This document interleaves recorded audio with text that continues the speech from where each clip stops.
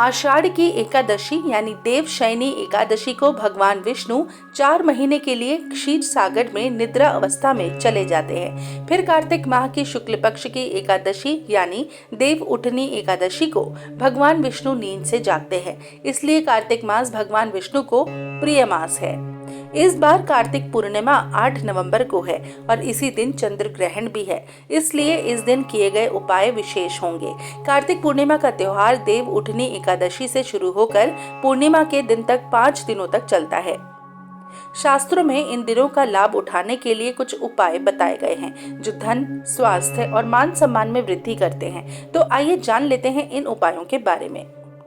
कार्तिक मास में शायद ही कोई दिन ऐसा होता है जब कोई व्रत त्योहार नहीं होता है। इसी के तहत 8 नवंबर को कार्तिक पूर्णिमा का पर्व मनाया जाएगा। इस दिन का हिंदू धर्म में विशेष महत्व है और इसे महापुण्य के त्योहार के रूप में वर्णित किया गया है। कार्तिक पूर्णिमा को त्रिपुरारी पूर्णिमा के नाम से भी जाना जाता है।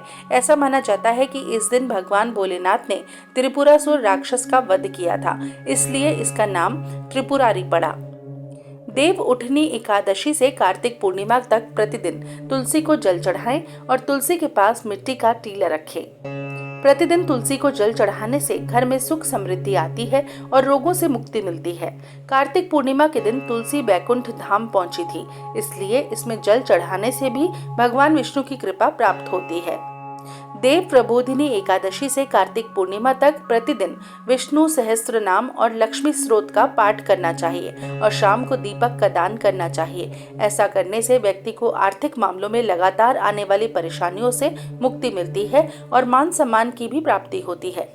यदि आप इसे नहीं पढ़ सकते हैं तो भी इसे नियमित रूप से ध्यान से सुने। आपको लक्ष्मी के साथ साथ नारायण की भी कृपा प्राप्त होगी। इन 5 दिनों में देव उठनी एकादशी से कार्तिक पूर्णिमा तक उगते सूर्य को जल देना चाहिए।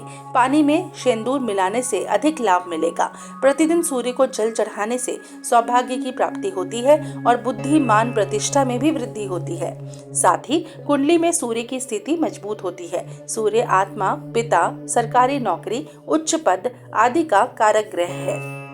यदि आपके पास कोई नदी या सरोवर है तो एकादशी से कार्तिक पूर्णिमा तक प्रतिदिन जल में दीपक जलाएं। यदि ऐसा कुछ ना हो तो प्रतिदिन उस दीपक को तुलसी के पास रखें। मान्यता है कि नदी और सरोवर में दिया जलाने से अकाल मृत्यु का भय नहीं रहता है। साथ ही पितरों का आशीर्वाद भी मिलता है। इसके साथ ही शनि, यम, राहु, केतु आदि के बुरे प्रभावों को दूर करने के लिए भी दीपक का दान करना लाभकारी होता है।